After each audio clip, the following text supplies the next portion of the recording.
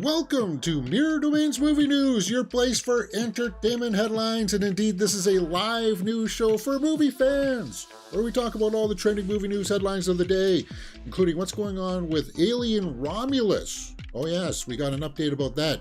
Edgar Wright chimes in about all of the franchises and stuff like that, and so does Christopher Nolan, actually. Percy Jackson's series, we got some episode titles to take a look at. Gladiator 2 gets underway, but we start off today's show by talking about Christopher Nolan and going to bat for franchises. Cool! I like Christopher Nolan. I think he's one of the best directors working today. He's in the top 5 for me, for sure. Christopher Nolan defends franchise movies from Martin Scorsese. Wow. Well, you know, both Nolan and Scorsese had movies out this year. Both were rather lengthy movies. But unfortunately, Nolan made the better movie. So there you go, Martin Scorsese. Let's see what he said. Christopher Nolan is getting the harmony of big-budget blockbusters and smaller, more original movies amid the ongoing debate, is urging the harmony of big-budget movies. Okay. So he's, he understands big-budget movies. Of course Nolan does. He's made the Batman trilogy and stuff like that. So Scorsese urged filmmakers to fight back against the onslaught of superhero movies. Yes, Scorsese kind of put his foot in his mouth, saying that comic book movies and big blockbusters are not real cinema. He waved his finger at us, guys. Martin Scorsese did that. Yes, he did. So you got a class act like Christopher Nolan stepping up to defend us, which is good. As far as Christopher Nolan is concerned, he sees a necessity for both kinds of movies as they support one another in terms of financing. Quote, there's always a balance in Hollywood between established titles that can assure a return in audience and give people more of what they want. That's always been a big part of the economics of Hollywood, and it pays for lots of other types of films to be made and distributed. So he understands that dynamic that, hey, the studio makes these big blockbusters, then they can finance smaller indie projects. Even though Martin Scorsese, he does not make small or indie projects. He makes $200 million plus films for streaming services that just don't seem to go anywhere or make any cheddar. That's what Scorsese's been up to. So take that, Christopher Nolan says. Hey, he didn't really say that. I said that, but whatever. What he goes on to say, he adds about blockbusters that grossed over $6 billion worldwide. But there also always needs to be respect for the audience's desire for something new. One of the big thrills of going to the movies is frankly seeing a trailer for a movie you haven't seen, of a type of movie you haven't seen. A healthy ecosystem in Hollywood is about a balance between the two things and always has been. In other words, why not both? Yeah, why not both, I say. Of course, there's a place for big Hollywood blockbusters. Not everybody is going to like every type of movie. We're movie fans here because we like to look for these titles and we like to look up obscure movies, and we go to see even the stuff that nobody else will go see in the theaters, right? That's us. But for the casual people out there, they only get to see maybe 5 to 8 movies a year. Not like us, where we're seeing 5 to 8 movies a month. Hey, Scorsese, he's not seeing that difference, right?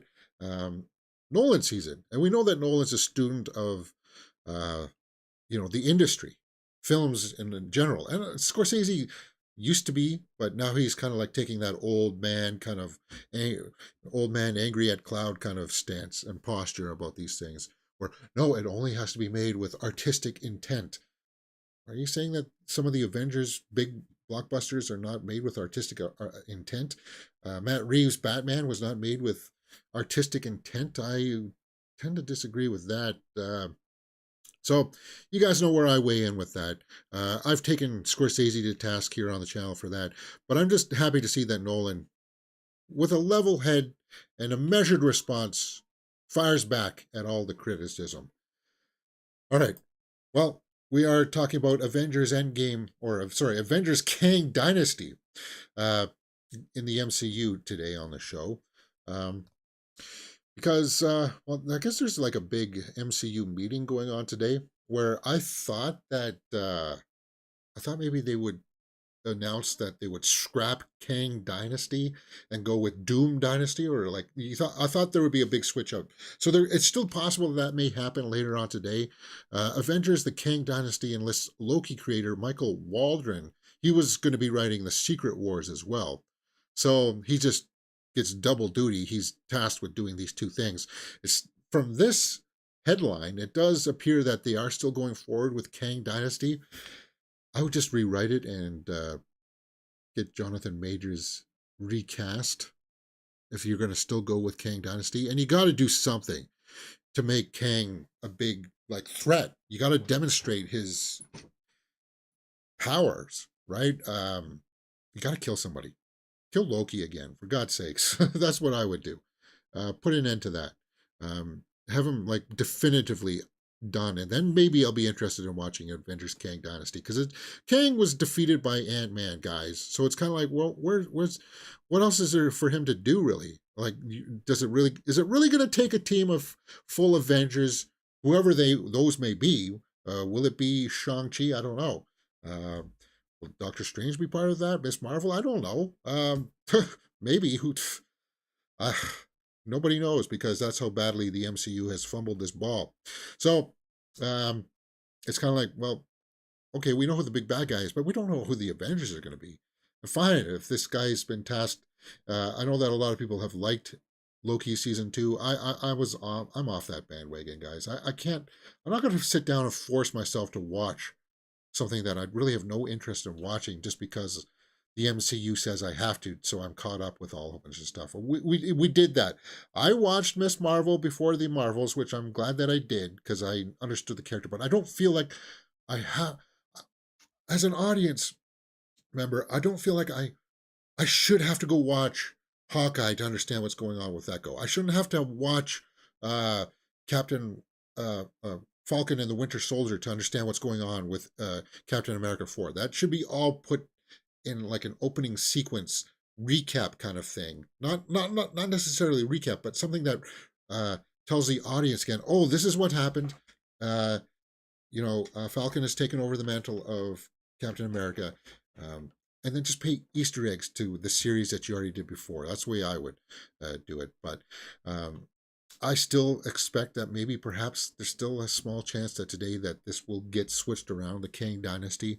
That's why my thumbnail's like the big question mark. Is this still happening? I don't know. I'm kind of doubtful that it will be, but Secret Wars is due out May 2027, while Kang Dynasty is due out 2026. So we're still quite a few years away from it. But I tell you this, the MCU needs to get their act together. And I'm glad that only Deadpool 3 is going to be out next year, because nobody cares really too much about Thunderbolts, or I'll even say it, Captain America 4, because it's not going to have Chris Evans in it, right?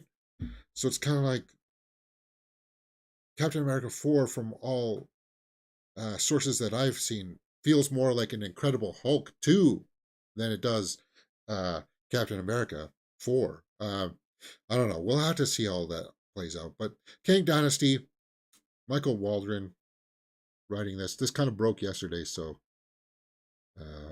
November 27th. So this was posted yesterday. But we do cover the movie news here. It is a 24-hour cycle. What do you guys think about Kang Dynasty? Do you think that should still go forward?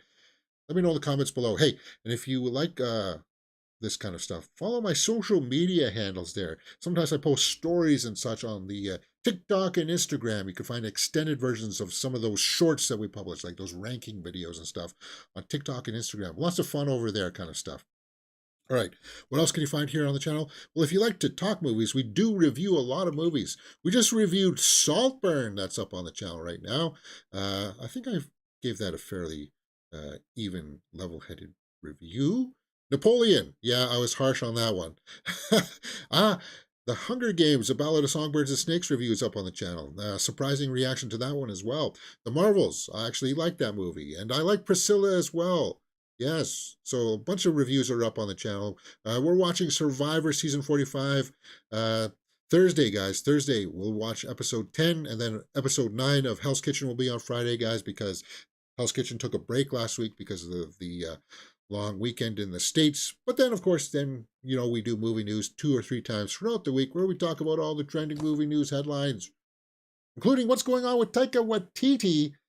This is also something that broke yesterday. And we got a few Taika Waititi headlines sticking with the MCU. Taika Waititi states he wasn't interested in big budget filmmaking before Thor and took it only for the money. Wow. So he didn't want to make Marvel movies, is what he's saying. He still wants to make his smaller movies like Next Goal Wins. Uh, and I know a lot of people like Jojo Rabbit, but I felt like it wasn't respecting the war. So, but James, people who saw it said they respected the war.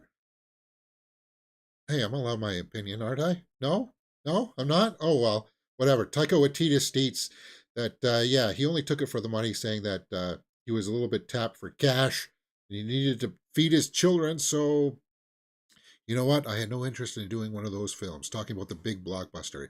So he's a little bit suffering from the Martin Scorsese avenue of thinking that the big blockbusters are not real cinema, according to Taika Waititi, apparently. Wow, man, that's going to rub a lot of MCU fans the wrong way, isn't it?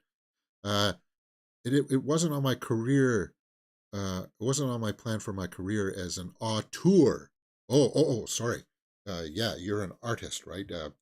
But I was poor and I just had a second child, and I thought, you know what? This would be a great opportunity to feed these children. Yeah, and he's trying to be funny with that, but it's kind of also a slap to the face for us MCU fans, us comic book movie fans. Um, it should be an honor that you get picked to drive one of these big tentpole films. Um, it should be. I would take it as an honor, but I don't know. What do you guys think about this? Is it not a good way to look at it? This is a wrong approach. And Thor, let's face it, it was probably the least popular franchise. I never read Thor comics as a kid. That was the comic I'd pick up and be like, ugh.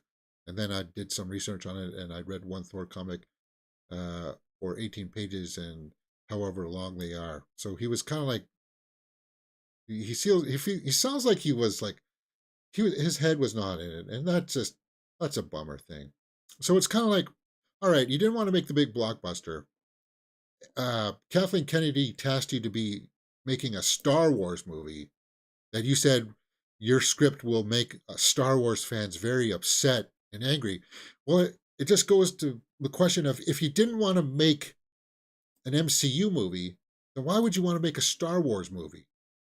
And then why would Kathleen Kennedy still, or now that's Dave Filoni's creator over there, why would they still let you make that movie knowing that you didn't want to make it in the first place, but you're only doing it for this? Making it, we all work money, we all work for money. I understand that.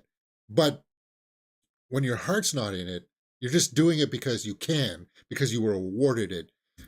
It just rubs me the wrong way. And it's kind of like today, Taika Waititi as as an artist, my respect for you has dropped, and I'm allowed to be like that. I'm allowed to be like that.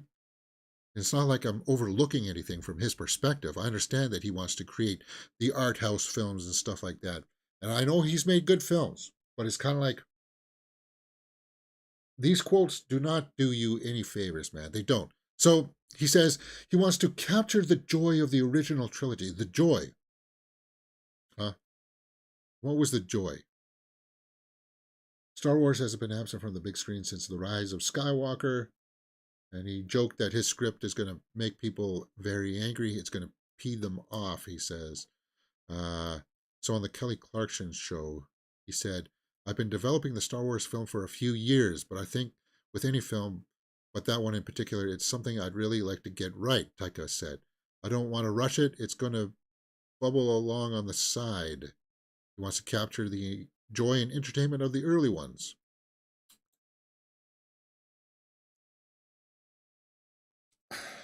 I know he can do it. It's just I'm not feeling it anymore, right? All of these quotes just kind of like suck all the wind out of my enthusiasm for whatever Taika Waititi can deliver in any kind of big blockbuster format. I kind of like, I don't want to see any of your movies right now, man. I'm not going to go out and see Next Goal Win simply because of these quotes. I'll wait till it's on streaming where I don't have to pay a dime for it. How does that feel, Taika? Yeah. Yeah. Anyway, what do you guys think about his quotes? I know they've been trickling out throughout the week because of people mining it for material, but it is what it is. Uh, yeah. So we'll continue on with Edgar Wright talking about the big franchises. Geez, we got Taika talking about this stuff. We got Christopher Nolan talking about this stuff. We know that Martin Scorsese's talked about this stuff. Now Edgar Wright wants to weigh in too. My friend in the live chat says, hey, how's it going, man? Edgar Wright wishes franchises would take breathers to build anticipation. Now, is that something the MCU is going to be taking a bit of a breather next year? We know that because some of the projects got pushed around due to scheduling because of the strikes and stuff and happening and stuff like that. So they are going to get a bit of a break. But here's what I would say. Not everything needs to be a trilogy. Did we really need 3 Ant-Man films? Did we need like I like the Marvels, but did we really need that movie? It's hard to know where that feels in. And where the heck is Doctor Strange going? Because after it came out that Sam Raimi and the writers never watched WandaVision, it was kind of like, then why are you dealing with this character if you don't know what's going on previously in the MCU, right? So anyway, Edgar Wright wishes franchises would take breathers to build anticipation. Well, that sounds like it's good advice. It does. Major franchises such as Marvel and DC typically announce years' worths of projects at once, and Edgar Wright is uh, longing for the days where major tentpoles had a bit of breathing room between them. So, in an interview with Happy Sad Confused podcast, he said this: one of the problems with film franchises is sometimes when they announce, I'm not mentioning any names or anything, but when they announce it like massive slates of films and TV shows, well, that's MCU, obviously, there's a danger of killing the golden goose, Wright said. Quote, it's a weird thing. If I could go back when I was a young film fan and I've just enjoyed a movie and people are saying, guess what? There'll be one every 3 years for the rest of your life. I'd be, really? Really? That's the thing that is sad to me. The lack of investment in new movies. Well, Edgar, you're not really measuring the balance here then. And you're not heeding Christopher Nolan's advice, where it's kind of like, well, you got to make these big movies to make the smaller ones as well. Edgar, you made smaller films as well. Last Night in Soho is my favorite film of yours. I want to see more films like that from you. No one says that you had to make Scott Pilgrim versus the World. You don't have to make films like that if you don't want to. That was a bigger budget film. You don't have to make those if you don't want to. So what are you talking about? Where's this coming from? Wright added, quote, I wish some franchises would just kind of have the sense to take a breather and let people get excited about it again. I feel like there are certain things that I love that I don't want to see again, and I don't want to see them again for a long time. And again, I'm not going to badmouth anything because it gets interpreted as sound bites. Well, yeah, that's exactly what's happening here and will happen across a whole bunch of other pundits' channels. But if it's done right and well, like if you want it, like it's got to bleed in. Like if you're doing franchises, it's got to bleed into the next one, right? And that's what the MCU did masterfully in the first 3 phases.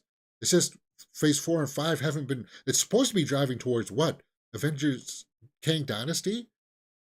It sure hasn't felt like it. So Kevin Feige has dropped the ball here, and film creators are calling it out. They're saying, "What's going on here? You're kind of having a detrimental effect here, at least in some people's estimations. According to Edgar Wright, they are, and according to Taika Waititi, they are. Christopher Nolan, not so much. He's on board with all of this stuff, which is cool. All right, guys, let's switch up here and talk about Alien Romulus.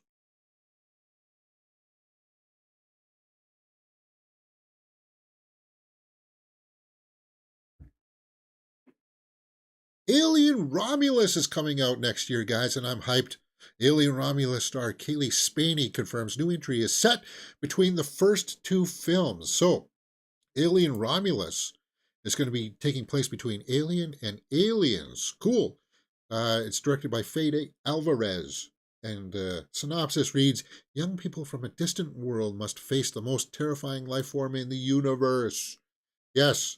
So Kaylee Spaney, if you don't know, she was just in Priscilla, and she was also in the Craft Legacy film. And she was really good in Priscilla this month. If you have a chance to go and see her kind of stretch herself as an actress, great job. So this Alien Romulus is taking place between Alien and Aliens. It's going to be taking place in a remote colony where these young people have to face just an alien that lands there, or something happens where they get an egg, and then just young people in a small colony taking on an alien. Fine.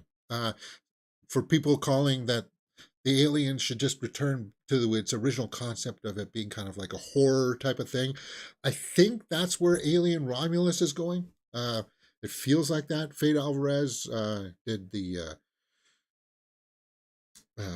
Evil Dead reboot, so he's on board with that. So he's directing. Uh, that's good. So Monday, the Priscilla Star said that the standalone story in the Alien universe, uh, it's supposed to slot in between the first movie and the second movie. Tells Variety they brought the same team from Aliens, James Cameron's film. Wow. Okay. The same people who built those xenomorphs. Well, actually, Stan Winston built the xenomorphs for James Cameron, and he's no longer with us. So maybe Stan Winston's company, the same people who built those xenomorphs, actually came on and built ours. Well, good. Stan Winston was a master. He did the Predator. He did the Aliens. He was a master. Wow, cool. That's awesome. Uh, so, getting to see the original design of the original people who had been working on these films for 45 plus years and has been such much of their life has really been incredible. Cool. So, continuity wise, if it's a separate film though, does it really matter that it takes place between Alien and Aliens? Like it's not going to refer back to LV 247 or whatever, right? Or like the derelict ship on that planet. It's not going to refer back to that, is it? I'm hoping that it was going to have loose ties to whatever David was doing in the Prometheus Covenant series. I thought it was going to have a. I was hoping for a loose end tie into that. Like they need to bridge that gap somehow, and they haven't done that. And I hope Ridley Scott comes around to finish off that series with Fassbender. But anyway, it's not going to be connected to that. It's going to be between Alien and Aliens. Okay, next year, guys, is when Alien Romulus comes out. 2024. It was November, right? My heart went out to her. Yeah. So she just goes on to talk about that. August 16th, 2024 is when Alien Romulus is set to hit theaters from Fade Alvarez. Don't Breathe. Oh, yeah, he did Don't Breathe. And The Girl in the Spider's Web. Uh, good stuff. Fade Alvarez. Yes. From Dusk Till Dawn series. Calls TV series, huh? Wow. Alien Romulus, guys. What do you think about that? Are you excited for that? Uh, I am because of Kaylee Spaney. I think she's a great actress, and I'm looking forward to seeing what this movie is all about. I don't expect it to be like mind blowing or anything like that, but I just hope it's a nice little installment in the Alien franchise that takes us back to, you know, maybe the roots of it. Yeah, that'd be kind of cool. One more Aliens headline here. There's an Aliens TV series in the works for FX, and Timothy Oliphant is going to be starring in Noah Hawley's Alien TV series. Now, this It's going to be for FX. I thought it was going to be for Disney Plus. All right. So I don't know when this is supposed to come out. Are you excited for an Alien TV series? Noah Hawley has teased the series will open up the typically confined stakes of the franchise. The alien stories are always trapped in a prison, trapped in a spaceship. I thought it would be interesting to open it up uh, a little bit so that the stakes of whatever happens, you can't contain it, are more immediate. So what, in like a big city or something like that? Well, we saw a little bit about that in Alien versus Predator Requiem. I don't know. In the movies, we have this Weyland-Yutani Corporation, which has clearly also developed artificial intelligence. But what if there are other companies trying to look at immortality in a different way with cyborg enhancements and transhuman downloads? So a little bit like what, Blade Runner kind of stuff. Yeah, there's definitely that mix. Like that's something that you can expand on is like the AI and like technology.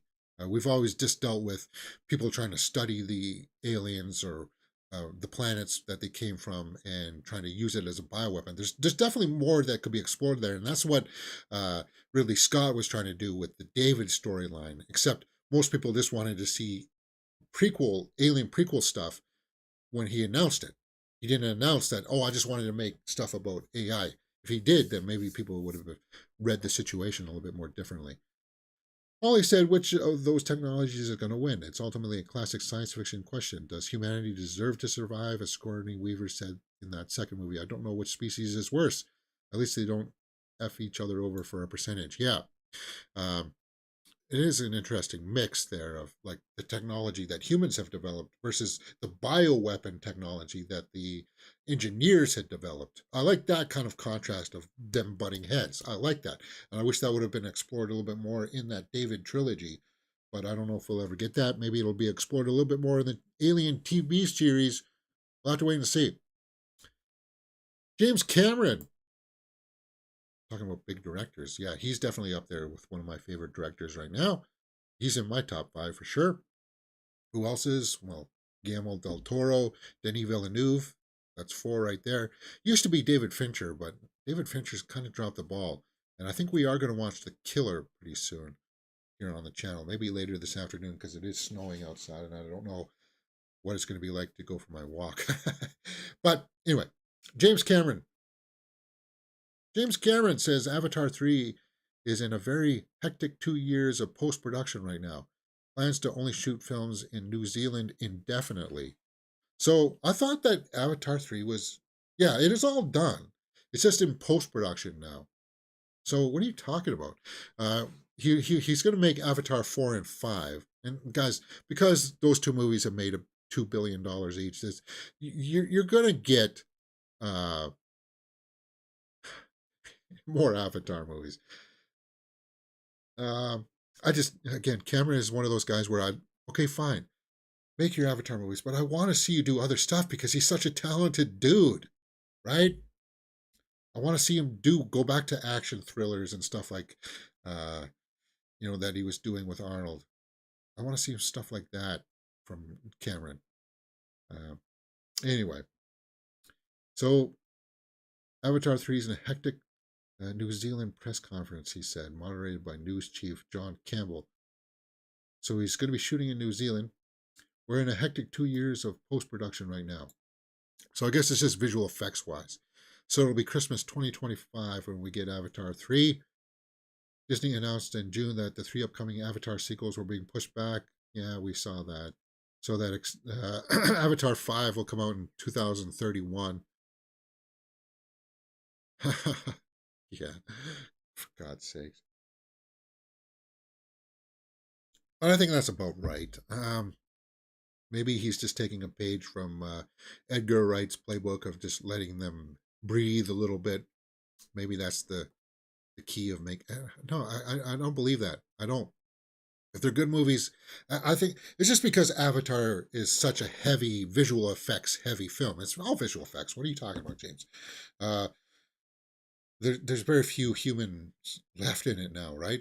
The bad guys are humans. Still, that water fight sequence at the end of Avatar: Way of Water with the boats and stuff, it was just wow, wow. Um, so be it. James Cameron, have at it, Haas. That's what I say. The Gotham Awards. Did you guys know that the Gotham Awards were on? Was it last night? I didn't even know this, guys. So they're just another award show. It's as we lead up to excuse me. The Gotham Awards took place and we got the full winners list. So let's take a look at this. It was on Monday. As we lead up to the award season next year. Best feature went to Past Lives. And I never even heard of any of these other ones. Passages, Reality, Showing Up. I don't even know what the heck Past Lives is. So this is more like, what, art house film stuff? Romance, drama, Past Lives.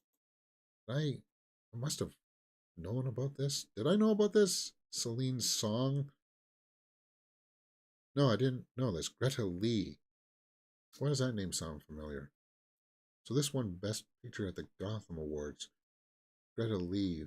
Morning Show, Strays, Housebroken, Past Lives, Russian Doll, Rumble, The Lamb. What, has she directed anything? No. So I don't know. I don't know anything about that. Outstanding lead performance, Lily Gladstone. Oh, for Killers of the Flower Moon? No. It's for The Unknown Country. Really weird, though, because Kaylee Spaney was nominated for Priscilla, and that came out this year. So this is like really small art house films. I don't even know what Unknown Country is. What the heck is that? The Unknown Country. Lily Gladstone was just in Killers of the Flower Moon. She was really good in that. And she is going to get nominated for Best Actress, I think, for the Oscars. And I hope that's all that Killers of the Flower Moon gets nominated for. Maybe editing. I don't know. An unexpected invitation rushes a grieving young woman into a lonely road trip through the American Midwest towards the border between Texas and Mexico. Huh. All right. So that, she won for that. Good for her. Outstanding performance, supporting performance, Charles Melton for May December. That's that movie with Natalie Portman. So that comes out next month. Claire Foy for All of Us Strangers. They clone Tyrone. Penelope Cruz for Ferrari. Wow. Ferrari's something I want to see. Ryan Gosling for Barbie. Cool. He was nominated for that. Nice. Best Screenplay, Anatomy of a Fall. Best International Feature, Anatomy of a Fall. That just goes to prove that I need to see Anatomy of a Fall.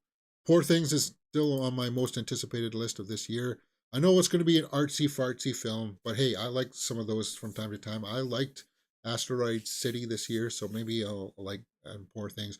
But I do need to see Anatomy of a Fall, that French film where this lady gets accused of killing her husband, right? Best Documentary Feature, Four Daughters. Never heard of any of those. Best Breakthrough Director went to A.V. Rockwell for 1001. Outstanding Performance in a New Series, Ali Wong for Beef. Bella Ramsey for The Last of Us, huh? Huh. Breakthrough Television, over 40 minutes, Small Light. A Small Light, never even heard of it. Breakthrough Television, under 40 minutes, Beef. Hey, whoa. Where is Fall of House of Usher? Last of Us was good, but I mean, come on. Is that it? That's it. So the only other headline that I saw from the Gotham Awards was that apparently Robert De Niro made a speech that was cut off because he went too political with it. Hey, it happens. It sucks. De Niro is not shy about giving his opinions about the current political environment. I know that. Bifer says Past Lives is a Korean girl growing up in America and missing her Korean boyfriend. Was that what that is? Best feature, huh?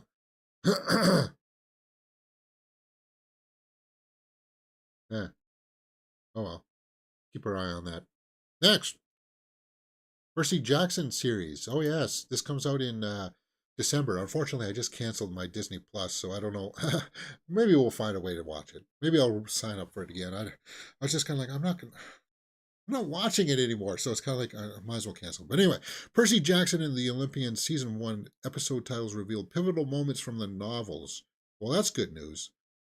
They do want to pay more attention to the novels. That's what the approach was going to be, right? And like the movies had to adapt it for the theatrical releases, but the series should be able to give it a little bit more time to develop the stories a little bit more closely. So, Walker Scoble is starring as Percy Jackson, and I have high hopes for this.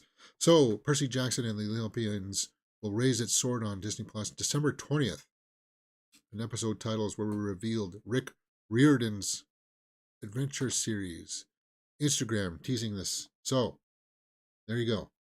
Season 1 is going to be 8 episodes.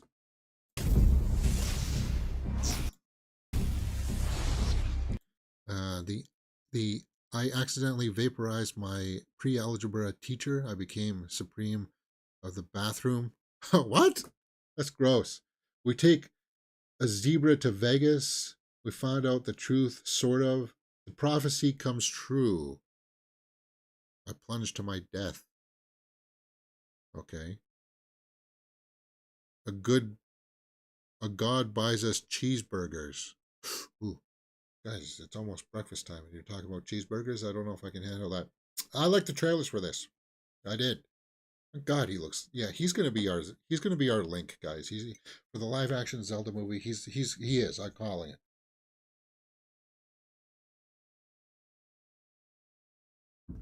I know that some people were upset that the rest of the cast didn't look like what they were described in the books. I'm not here for that kind of stuff, for that kind of outrage. Next, Gladiator 2. Gladiator 2 resuming production in Malta next week. Okay, good. I don't know why they keep on showing stuff from like Russell Crowe. He's not going to be in it, guys. Show stuff. Djimon Hounsou, maybe. Show you that. Yeah, because he's going to be back in the second one, right? The Gladiator will resume in Malta December 4th, sources tell Variety. Good. The Gladiator sequel stars Paul Mescal, Connie Nielsen, Pedro Pascal, Derek Jacobi. Denzel Washington is the one I want to see. Yeah, he's going to be in this. That's awesome.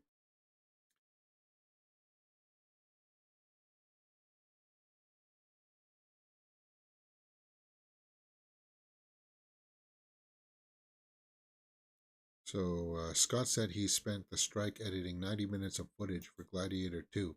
It apparently includes a scene where the hero fights a pack of baboons. What? Baboons are carnivores, Scott told the magazine. You can hang from the roof for 2 hours by your left leg. No, a baboon can't. Yeah. Huh. Well, we know that animals were involved with the arena fights, right? Well, Gladiator 2 being back on track. Good for them. All right, is that it all I got for today? Wow. Let's go on to some hit or miss. If it's a hit, we'll talk about it. If it's a miss, we'll move on. Saltburn's Emerald Fennel says she'd love to make an erotic Jurassic Park movie. What? Yeah, Saltburn had a lot of eroticism in it. She makes weird, abstract movies like, well, she did Saltburn and Promising Young Woman. Saltburn. I liked it. It's not for everybody. It's a film that I don't plan to revisit, but an erotic Jurassic Park movie. Do I even want to let my imagination go with that one? What? There's dinosaurs running around while people are like having relations, or is there some? No, I don't even want to think about it. No, no. What are you talking about? That's just weird, man. Emerald Fennel. I honestly feel that I've been so lucky I've been able to make dream projects already, but my favorite film of all time is Jurassic Park. So I'd love to get into the dinosaurs. Well, first and foremost, it's very erotic. I think humans and dinosaurs have gone to the stage in their time together where things are starting to get quite thrilling. So there's a marriage between a man and a no, for God's sakes, there's a marriage between a man and a velociraptor, and it's basically a domestic drama. What? No, no. Oh, that's gross. Do we need to see that? I would say no. Next. Director Andrew Davis explains why they don't make movies like The Fugitive anymore. The Fugitive? Huh, 30 years after his Oscar winning hit. I like The Fugitive quite a bit. I don't know why he stole an ambulance, but whatever. I mean, they would be able to track that anywhere. So if you just walked out of town, nobody would have caught you. Anyway, it made for a high, tense action sequence that's pretty iconic of him jumping off of a dam. The Fugitive. So, and if you've ever watched any of the making of The Fugitive, uh, some of the script and dialogue just wasn't in the script. They ad-libbed a lot of the stuff. Uh, and a lot of that had to do with the way that Harrison Ford worked on it. It was kind of like, just go ahead with it anyway. We'll figure it out when we get there, kind of thing. It was kind of like, whoa, whoa, is that what he's talking about? Let's see his quote here. Quote, I started with Jaws, when you can make a movie that could play all over the world and have fun. And of all of these incredible box office, studios wanted to invest in that home run all the time. But WB chairman Bob Daly and Terry Semel said, we're happy with hitting doubles. Well, that's what I want to. Just make a small niche film that's only made for North America. You don't have to appeal to the worldwide box office. And you don't need all of the markets out there to make billions. You don't. What makes Davis's films most impressive? Barry Reardon. So, oh, this is a long article. Yeah, so this is a big long quote. People argue about whether Die Hard is a Christmas movie, but there's no denying that The Fugitive is a St. Patrick's Day movie. Oh yeah, there was the St. Patrick's Day parade. Once you were slated to shoot in Chicago during the month of March, did you rewrite the script to include Patrick's Day parade? No, and yeah, you talked about that. That Patrick's Day parade thing was they didn't schedule that and then hire the big parade for that. The parade was already happening, and they were just like sitting there with their cameras, and they're like, okay, Harrison, put on the hat, and go out and walk within the crowd. And they only were able to shoot so much before people actually recognized that it was. Wait a minute, that's Harrison Ford, and that's a camera crew. What's going on here? Yeah. So yeah, the making of The Fugitive is really interesting stuff. I like watching those behind the scenes stuff. So I wanted to put the St. Patrick's Day Parade in the first movie, Stony Island. So it goes to talk about that. But then we got the plumbers union to agree to get involved, and I don't think the city really knew what we were doing, so we were invisible. So we had the steady cam and a couple cameras hidden there. So just joined the crowd, and Harrison grabbed a hat and put it on. It was very, very much a moment of, also very cold. Yeah, it was very cold apparently too. And I love the fact that Harrison walks off into the crowd and the camera just pans back and Tommy's jumping up and down looking for him. Yeah. So it was like that kind of filmmaking can't happen that much anymore, where it's kind of like, okay, we don't have the permits for this. We don't have the people signed waivers that we're using permission for them. But we're just going to take the cameras, put you out in this situation. So I understand that, yeah, that films like that can't be made too much anymore. And I think that's pretty much what this is about, right? The internet says that you only have 10 weeks to do the post, and nowadays I think the minimum amount required is for a director's cut. Why was the release date immovable? Well, this is going to offer a lot of insights. I really need to sit down and read this full, because I do like the insights here.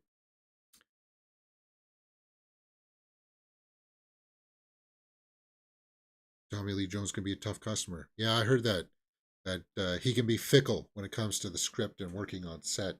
He's got certain ways that he likes to do things. Respect and not being afraid of what he has to contribute. If you give Tommy the space to participate as a creative soul, it's going to be better than trying to say, no, don't do that, do this. Yeah, that the whole uh,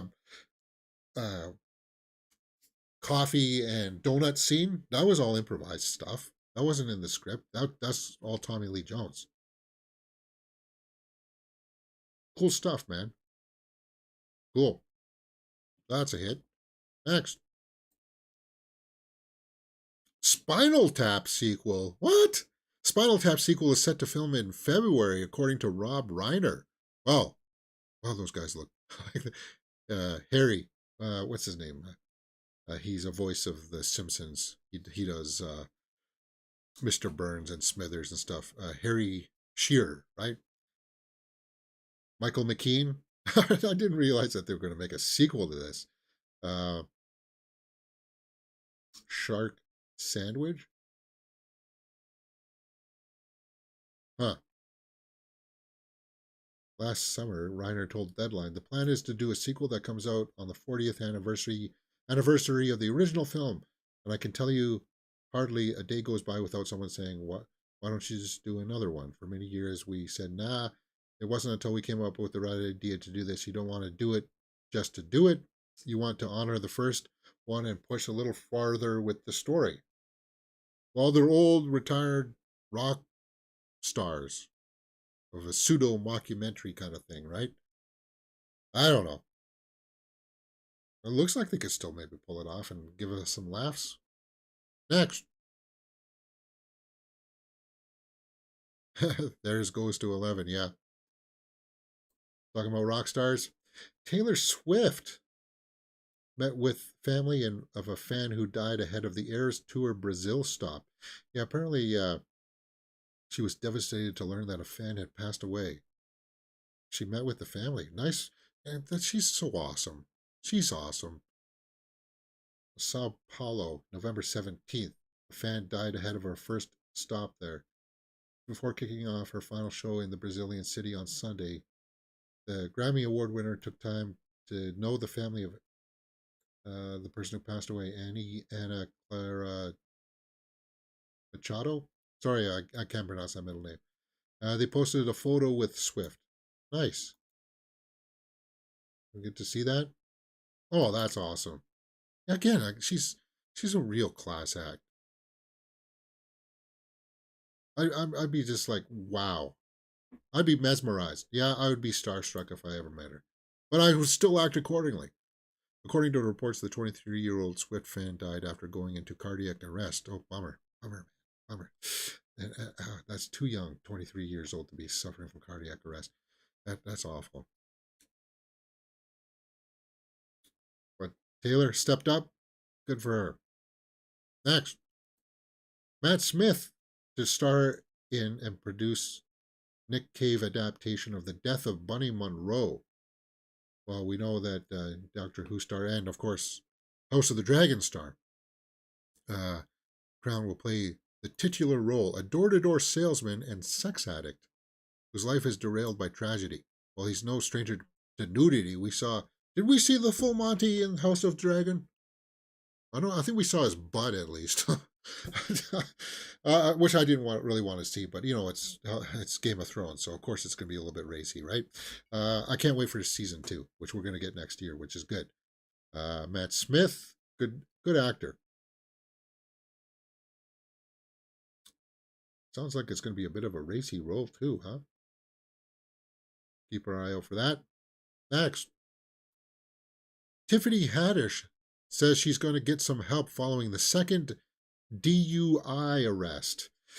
Yeah, I saw this on the weekend. The comedian was found asleep at the wheel on Friday, so she's got problems with the bottle. And she's somebody of resource enough that she can afford to do that on a daily, constant basis. And she's just fallen to it. I hope she gets help, because there's help out there for people who are suffering from this. And the key to it all working is that you have to be honest. I hope that she's honest. You have to be honest that you got a problem, and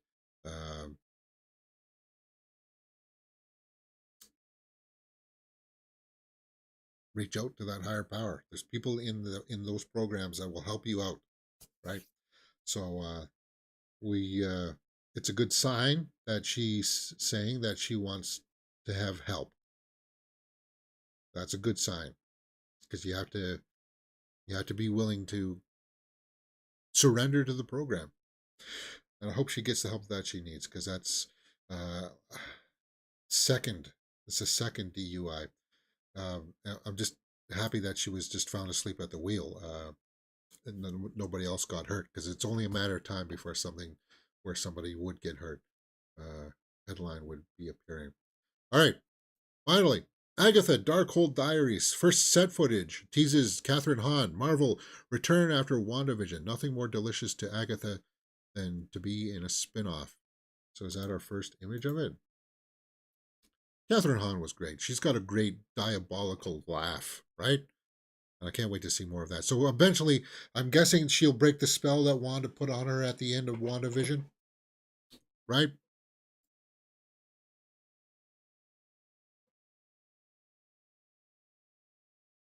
Supposed to be out sometime next year, right? Set to premiere fall of 2024. Watch the set footage below. Could that be? And Kevin saying it to me, oh, and deep. So is that the set footage?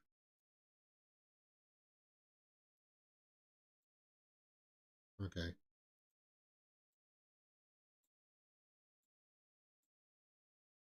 Yeah, that's kind of cool.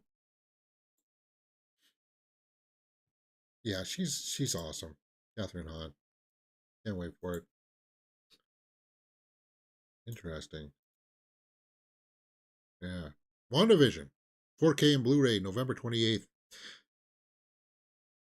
Still the best thing that MCU's done for TV show-wise, I think.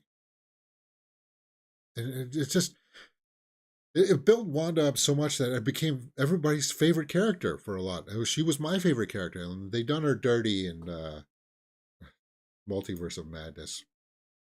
All right. Is that it for us, James? Is that all I got in the can? Yeah, I didn't pull up anything from Movie Web.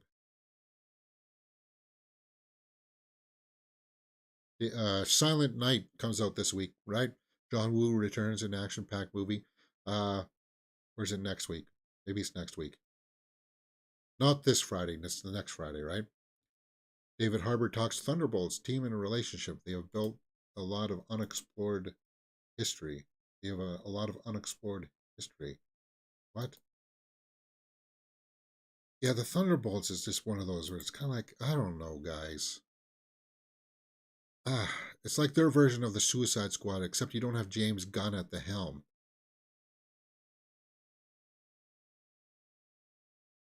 I don't know. I would pull the plug on it. If you haven't filmed a scene of it, I'd pull a plug.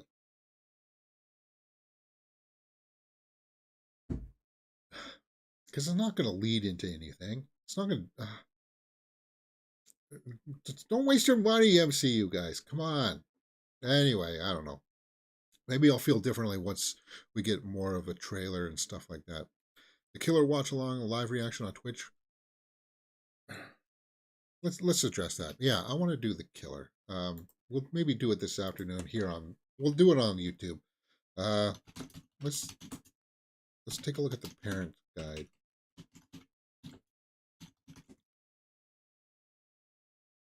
See if there's any nudity that we need to be aware of here. Main character is seen in the shower. Rear nudity.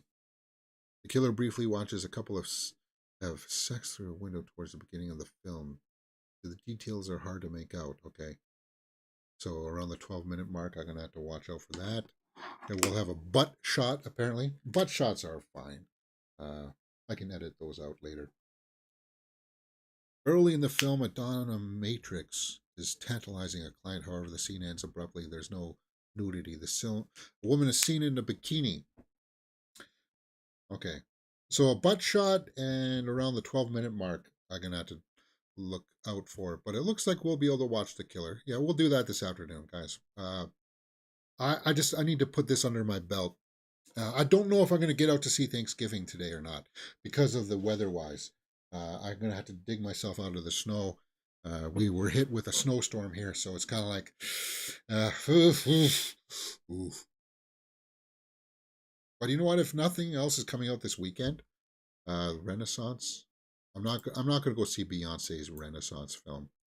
Um, if I'm not getting Godzilla minus one, then I'll go see Thanksgiving this weekend. That's what I was thinking. I'm not going to see Beyonce. I don't know why Godzilla wouldn't be playing though. Maybe it is. It's just not being listed for Friday yet. I'll be seeing Godzilla is my main priority.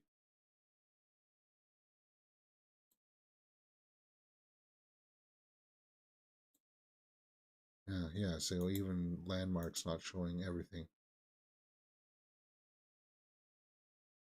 Next goal wins. Trolls band together. The Marvels. I hope Godzilla, and I hope that John Woo action movie is going to be playing as well.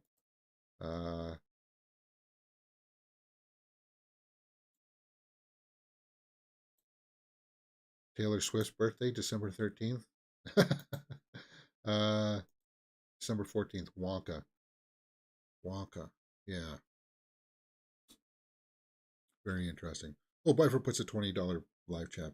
Thank you very much, man. Oh, that pushes me over the threshold for payout this month. Good. Thanks. I was like $4 under last month, and I didn't get paid out. You only get paid out if you make a threshold of $100. But hey, you know what? That helps. It does help out a lot. Thanks, Piper. And yeah, we'll be watching The Killer probably around 1:30ish, if not 2 o'clock.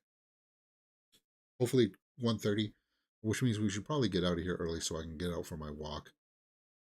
All right, let's go over to the Twitterverse and see if we have missed anything for today. Forbes, Noah Schnapp, 30 under 30 spotlighting the next generation of talent. Yeah, he started to stretch himself as an actor under season 4, right? There's that scene in the van where he really, yeah, there was a good scene there. First look at the final episodes of The Crown. Hunger Games: Ballad of Songbirds and Snakes has passed 200 million. The film cost around 100 million to produce, and that's exactly what needs to happen more. Because Ballad of Songbirds and Snakes looked impressive.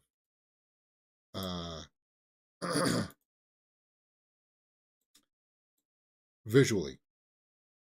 What? That's not what I said. Yeah. You really want to take Like care of me the world building in this was impressive. So this only cost 100 million, and that's exactly what they can make these big movies for 100 million. But then Martin Scorsese turns around and makes a period piece drama with no visual effects that costs over 200 million. I don't get it. I don't understand it, Scorsese. You're part of the big problem too. If Songbirds and Snakes can only cost 100 million and look great, acting is great in it, why can't you make a drama for less than that to do? Like, if Killers of the Flower Moon only cost $100 million, then I wouldn't be looking down my nose at Scorsese as much as I do. Anyway, good for Songbirds and Snakes. I'm happy about that. Behind the scenes of the Book of Clarence. Yeah, that comes out in January, right? It's kind of like he tries to emulate being Jesus and things go awry. Kind of a little bit like a Life of Brian scenario. Anne Hathaway. Death of Bunny Monroe, Matt Smith. Yeah, we talked about that. Andrew Scott, when asked if he had chemistry with Paul Mescal before All of Us Strangers. Period drama, King and Conqueror. Jamie Lannister himself. And James Norton. Okay. Book of Clarence. Official trailer for Book of Clarence. Well, there's already been a trailer for it. Annie Taylor-Joy. God. How is she not Barbie too? Get her in Barbie too.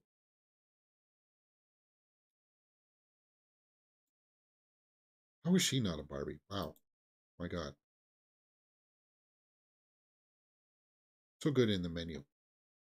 First look at Fallout, premiering on Prime. Fallout. Is that the one based on the video game Fallout?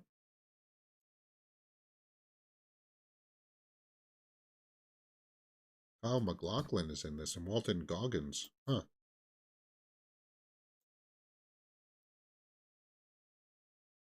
Fallout. Emma Stone. Imitation Game. I watched this show called Normal People, says Ridley Scott. It's unusual for me, but I saw one and thought, that's interesting. These actors are really good, and I watched the whole goddamn show and thought, damn, Normal People. Huh.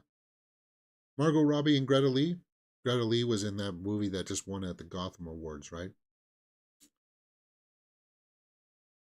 So we just looked her up. And Kaylee Song, the director. Or Celine's Song, sorry. The Bear season 3 will reportedly commence production late February. Okay, never watched it. Lily Gladstone.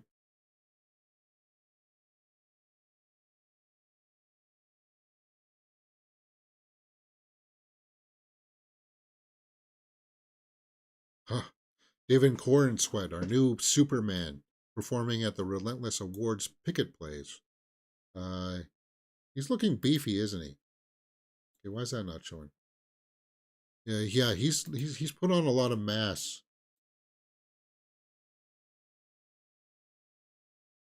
Okay, it's definitely up in there in the chest area.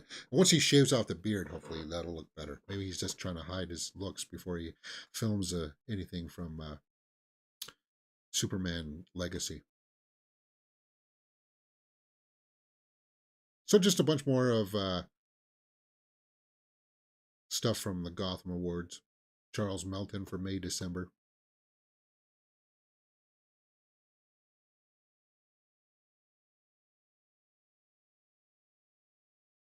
Beef is on Netflix, right? Beef is on Netflix? I don't think I ever watched it. Should check it out. I hear good things. Greta Gerwig, when asked about a Barbie sequel, I don't know. Yeah, there's going to be. We talked about that yesterday. Ali Wong, Andrew Scott, Laura Dern. She's got a Barbie shirt on. 4 daughters. Julianne Moore. Yeah, she's in May, December as well. Anatomy of a Fall. Yeah, I need to prioritize Anatomy of a Fall. There's Leo and Lily Gladstone.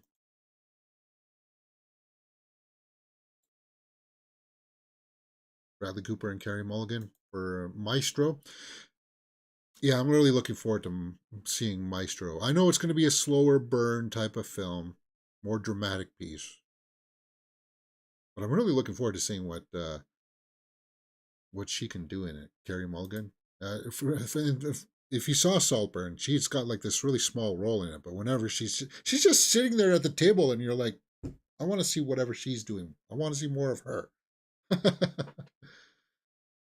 She just has that presence. Greta Gerwig and Noah Baumbach. Margot Robbie references Barbie Black Magic. All right. Guys, I think that's pretty much it for today. Yes, so come join us later this afternoon. We will be watching The Killer. You won't be able to see the butt shot, but it is what it is. All right, I'm just refreshing my YouTube page to see if I got a trailer, just the Book of Clarence. Yeah, just the Book of Clarence trailer. Apparently, new image from Nosferatu. Count Orlok?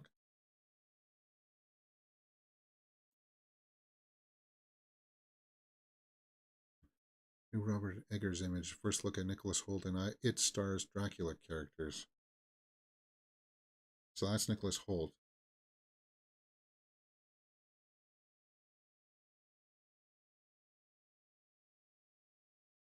Thomas Hutter as he looks at a curious, unclear figure. So that's going to be Count Orlok, played by Skarsgård.